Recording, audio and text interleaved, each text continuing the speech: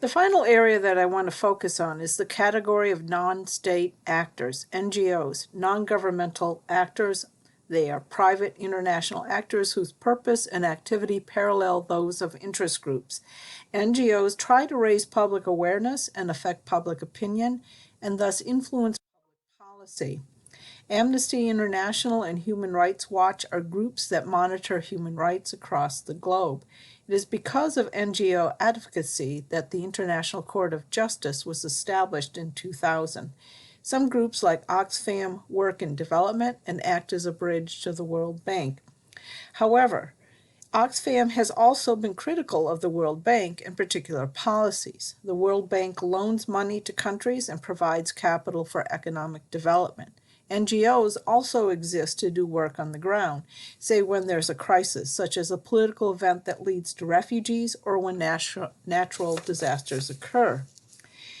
Increasingly, we're seeing a rise in terrorist organizations. It would be a mistake to think that this is an entirely new development. There have always been people who have organized and used terror to achieve political change. Of more recent concern is terrorist activities based in religious fundamentalism. There is no way to make the case that terrorist groups are working to advance international security, liberty, justice, and welfare, those elements that make up national interests. The example of 9/11 demonstrates the destructive ways in which they operate. Because these groups are not linked to a state, they are considered non-state actors. Al-Qaeda and the splinter group ISIS, the Islamic State of Iraq and Syria, also known as ISIL, the Islamic State of Iraq and Levant, have the highest international profile. Because terrorist groups are non-state actors, they do not work inside the norms established by international organizations, including the Geneva Convention. This has made it difficult for states to fight against these destructive groups. ISIS has a history of treating non-believers brutally, beheadings, etc., buying, selling, and kidnapping girls and giving them to the members of their armies to be wives, and bombings. They have also continued to destabilize the Middle East.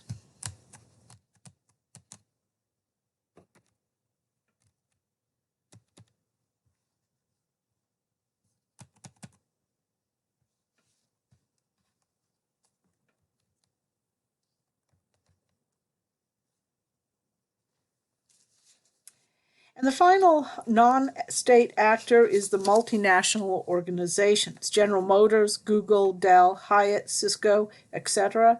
These are private corporations, some with wealth greater than some countries, which are at the heart of the global economy. Their motive is profit, but their effect is much broader. Critics claim that they have exploited people and nations and have interfered in the politics of states. While the activities of multinational organizations may promote the security and liberty and justice and welfare of a particular state, that is not their primary objective. These actors are private, not political, and so they contribute nothing to resolving political conflicts. But many would argue that they have played a critical role in enhancing global prosperity.